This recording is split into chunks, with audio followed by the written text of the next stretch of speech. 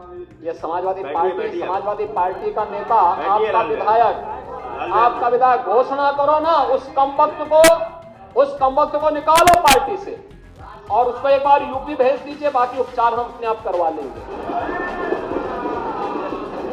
आबू आजमी हों, चाहे उनके श्री अखिलेश यादव जी हों, चाहे उनके अन्य कोई नेता हों, इन सबके अंदर क्रूर मुगल शासक जिसे कहा जाता है, औरंगजेब की आत्मा घुस गई है।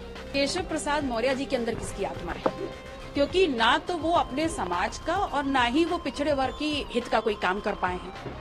तो उन्होंने क्या सवाल पूछा ये तो अहमियत नहीं रखता। मैं उनसे सवाल पूछती हूँ कि आपके अंदर कहीं पिछड़ा विरोधी और बुद्ध विरोधी आत्मा तो नहीं? जिसके ऊपर कहा गया कि उन पर मुकदमा भी होना चाहिए, औरंगजेब का महिमा मंडन किया। देखिए, समाजवादी पार्टी के जो भी, चाहे आबू आजमी हों, चाहे उनके श्री अखिलेश यादव जी हों, चाहे उनके अन्य कोई नेता हों, इन सबके अंदर क्रूर मुगल शासक जिसे कहा जाता है, औरंगजेब की आत्मा घुस गई है। इस प्रकार के बयान को यह देश सहन नहीं कर सकता। छत्रपति शिवाजी महाराज के अपमान को नहीं सहन कर सकता और श्री अखिलेश यादव जी को तत्काल अपने जो सपा के विधायक हैं आबू आजमी के खिलाफ तत्काल कार्रवाई करना चाहिए।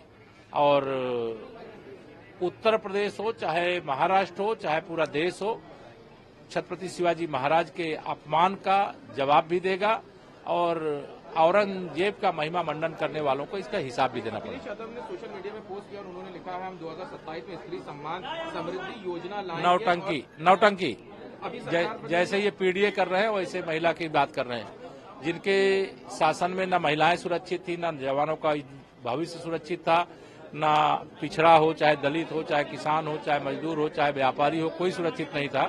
उनके लिए अगर श्री अखिलेश यादव जी बात करते हैं तो व्यर्थ है। अंसल बिल्डर पर बड़ी कार्रवाई हुई है सीएम के निर्देश। कोई होगी, अगर कोई शिकायत होगी तो जांच होती है, कार्रवाई होती है। मायावती ने एक ट्वीट किया है, उन्होंने लिखा है सभी धर्मों का सम्मान होना चाहिए। लाउड स्पीकर और इन सब तमाम मामलों को लेकर उन्होंने ये सोशल मीडिया। नहीं, सभी धर्मों का सम्मान होता है, लेकिन कोई गैर कानूनी काम होता है तो उसमें कार्रवाई भी होती है।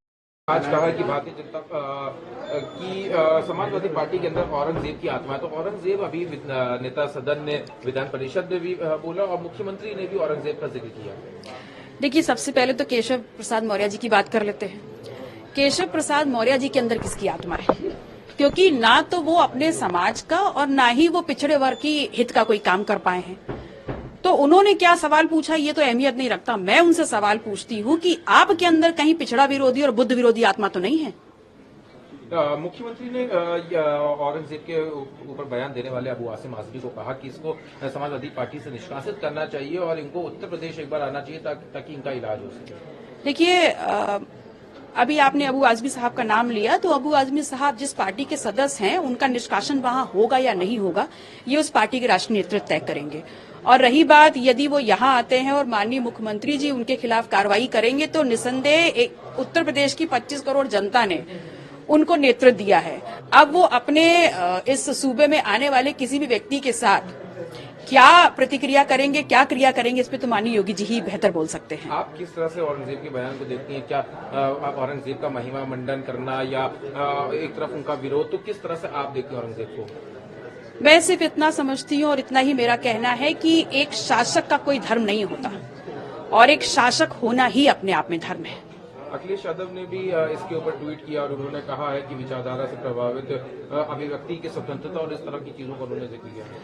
निसंदेह भारत देश जो है उसमें 135 करोड़ लोगों को ये संविधान ये अधिकार देता है कि हम अपने आई हुई मन में बात को अभिव्यक्त कर सकते हैं। और ऐसे में मेरे विचार से या किसी और के विचार से वो जो अभिव्यक्ति की गई है वो नकारात्मक भी हो सकती है, वो सकारात्मक भी हो सकती है। तो अभिव्यक्ति की स्वतंत्रता तो है ही, इस पे क्या टिप्पणी करना।